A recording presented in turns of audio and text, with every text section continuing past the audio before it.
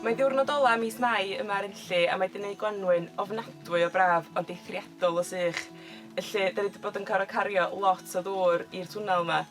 Dwi 'di bod yn trio gneud yn y borea cyn i'r haul godi dros gefn y mynydd achos mae'n mynd mor boeth yma. Ond mae 'di bod werth cario bob gronyn o ddŵr achos mae gweld y llysia 'ma'n tyfu bron bo' chi'n gallu teimlo'r dail yn mynd yn fwy a mae dod yma cyn cinio neu cyn swper i bigo letisa neu beetroot 'di fod yn wych. Dros y mis dwytha, da ni 'di bod yn neud dipyn o shufflo yn y twnnel i drio neud lle i fwy o betha. Ond yr holl shufflo, da ni wedi rhedeg allan o le yn y twnnel a tu allan yn y raised beds. Felly, be sgynna ni'n neud nesa ydy mynd â hein, pys, brocoli a kale a cauliflower angen mynd lawr i drawsblannu yn yr ardd gymunedol.